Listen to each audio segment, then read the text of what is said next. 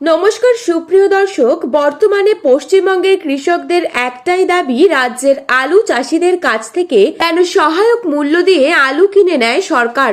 যখন বাংলায় আলুর দাম বেড়ে যায় সেই সময় সরকার লাফিয়ে নেমে পড়ে আলুর দাম কমানোর জন্য, কিন্তু যখন আলুর দাম কম থাকে চাষিদের লস খেতে হয় তখন কিন্তু বাজারে টাস্ক ফোর্সকেও দেখা যায় না, আর সরকারও চাষিদের খোঁজ নেয় না।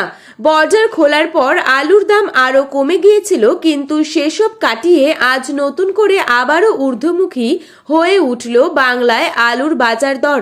তো দর্শক, আজ পশ্চিমবঙ্গের কোথায় কোথায় আলুর দাম বেড়ে উঠল, পাশাপাশি 2025 সালে আলুর বাজার কেমন হতে পারে, এই বিষয়ে যেসব তথ্য চলে এসেছে তাই কিন্তু আমি আপনাদেরকে জানিয়ে দেব এই ভিডিওটির মাধ্যমে। জানতে হলে অবশ্যই পুরো ভিডিওটিকে শেষ পর্যন্ত দেখবেন এবং চ্যানেলটিতে নতুন এসে থাকলে অবশ্যই চ্যানেলটিকে সাবস্ক্রাইব করে ভিডিওটি একটি লাইক করবেন আর আপনার প্রিয়জনদের কাছে শেয়ার করতে ভুলবেন না।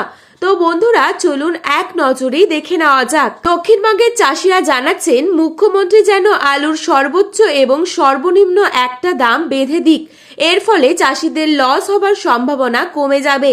আজ কতুলপুরে নতুন আলুর দাম চাষি ভাইদের জন্য মাঠেই রয়েছে 300 টাকা।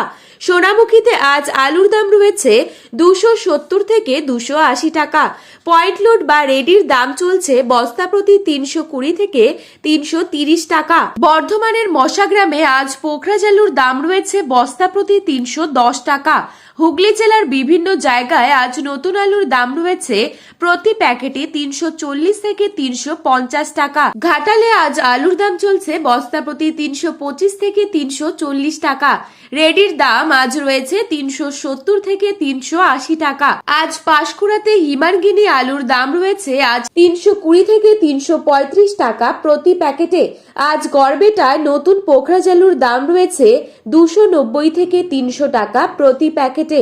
আজ গড়বেটাতেই হিমানগিনি আলুর দাম রয়েছে 330 থেকে 340 টাকা। আজ হাওড়া জেলার উদয়নারায়ণপুরে আজ সুপার 6 আলুর দাম মাঠেই দাম রয়েছে 425 টাকা, আর এখানেই পোখরাজ আলুর দাম রয়েছে 325 টাকা প্রতি প্যাকেটে।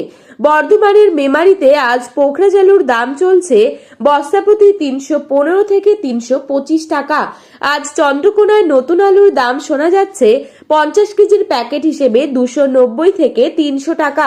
আজ উত্তরবঙ্গের কোচবিহার জেলায় কাঁচা আলুর দাম 700 টাকা কুইন্টাল লক্ষ্য করা যাচ্ছে।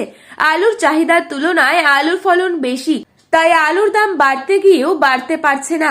2025 সাল আলু চাষিদের জন্য অত্যন্ত চিন্তাজনক হতে পারে। তো বন্ধুরা, এই ছিল আজকের আলু সম্পর্কিত গুরুত্বপূর্ণ আপডেট। প্রতিনিয়ত এরকমই আপডেট পাওয়ার জন্য অবশ্যই চ্যানেলটিকে সাবস্ক্রাইব করে পাশে থাকবেন। ধন্যবাদ।